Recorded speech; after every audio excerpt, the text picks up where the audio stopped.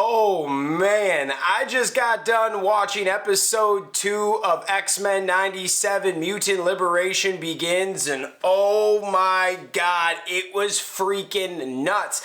In this video, we're gonna break it down, talk about all the Easter eggs, the storyline, everything. Let's get into it. Hit that intro. You are watching the fan club. You're watching the fan club. And you're watching the fan club. Do you know what time it is? And you know what time it is. It's time for the fan club. Let's go. Hey! I can't do this on my own, cause you know things ain't always sweet when you out here in these streets. But my morpher when it morphed, I made a fake one. Well, I can't lie, man. X-Men delivered today. I wasn't expecting too much, but I am impressed. Welcome to the show, everybody. It's your boy, Brosdan Brosnan, in the building. Glad you guys could join us today.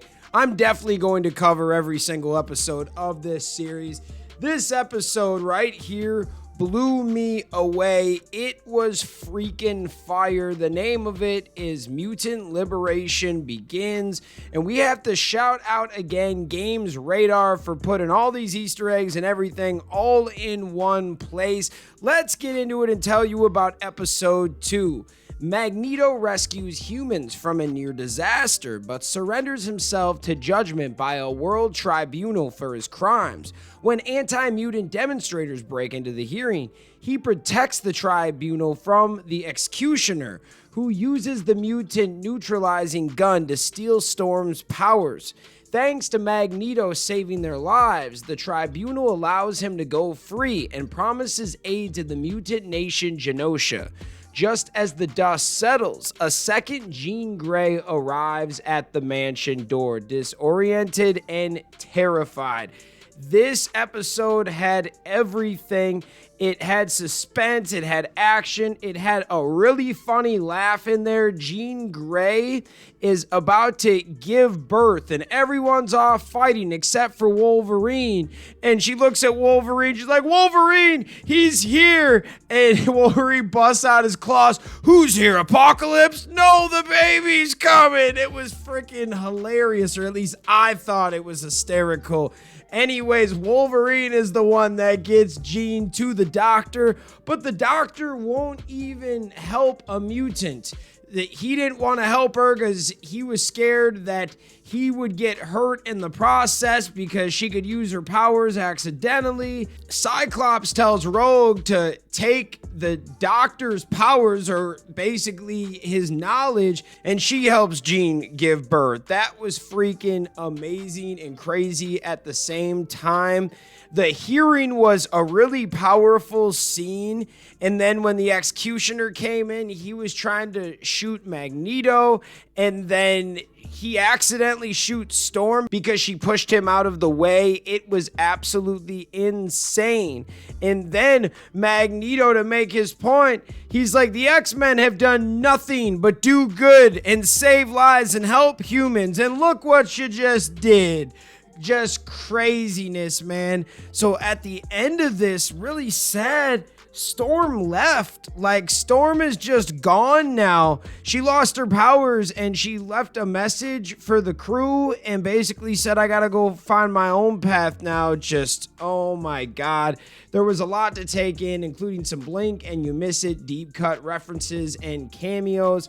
Let's take a dive into this, man. Shout out Games Radar. Let's go. There are more credit changes. This time Magneto's card replaces Xavier's, and we get a look at Asteroid M. In the comics, Executioner's mutant negation gun was built by Forge, a mutant himself who was working for Henry Peter Gyrich at the time. We do see some Morlocks in this episode creeping in the shadows, and they are Callisto, Leech, Ape, Urk, and Tommy.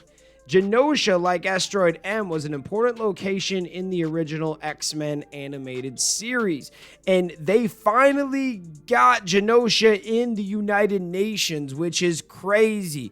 They got this country that's just for mutants in the UN. That's pretty nuts. The trial of Magneto happened a lot like this in X-Men number 200, though it was interrupted by different villains. Executioner was a villain of the early 90s X-Men crossover Executioner's Song, but the main villain was Strife, an evil clone of Cyclops' son Cable. In the comics, Nathan Charles Christopher Summers was born in X-Men number 201, right after Magneto took over the team.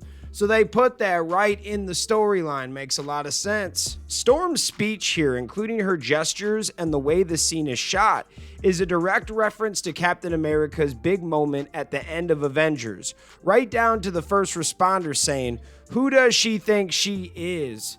That was sick. I didn't even notice that till now. And Morph's transformations this episode are Lady Deathstrike, Colossus, Psylocke, and Sabretooth. That was a really cool touch when we saw a bunch of these hero/villains pop up. It was crazy, man. What a time to be an X-Men fan.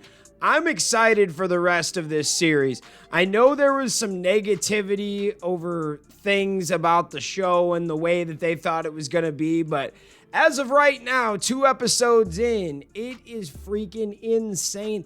I want to know what's going on between Rogue and Magneto. Like, what exactly is that? He said that she had a secret or something like that, and she's like, no, that cat's got to stay in the bag or something. So expect some deep, dark secrets to come out. What exactly is going to happen with Cyclops and Jean? Are they leaving? Or are they just kind of getting a house down the street and they'll still be around if they're needed, right? What's going to happen with Wolverine? There's a lot of different storylines here that make it very interesting. What about the young man we met in episode 1 that they saved? Will he become part of the X-Men team? What is Magneto's bigger plan?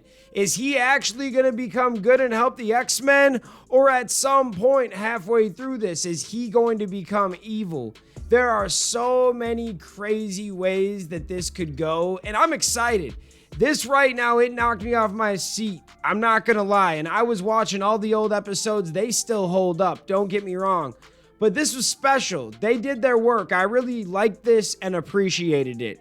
Now, what are your guys' thoughts? Let me know in the comments. Shout out all the fans out there that take the time out of their day to watch this content. You are the real MVPs and the reason why we can continue to make stuff like this. So we'll see you next time. Peace. I just want to give a special shout out to the Gold Ranger members out there. The Arctic Operator, Roderick Ham, Papleon Purple, Salima Ramirez, Danny Nascimento, Stephen Heffelman, Chaos Draco, Thomas Franco, Anime King Nick, Louis Cairns, Miguel Ortiz, and Sean Schiffer. Thank you guys so much for your support, and if you want a video shout out like this one, sign up to be a Gold Ranger member today. I just want to shout out all of the fans out there for taking the time out of their day to watch this content. Thank you from the bottom of my heart. If you can, please hit that subscribe button, hit that notification bell, and hit that share button. And if you guys want to be a member, click that join button right now. We have a Blue Ranger membership that gets you into the exclusive fan chat Discord.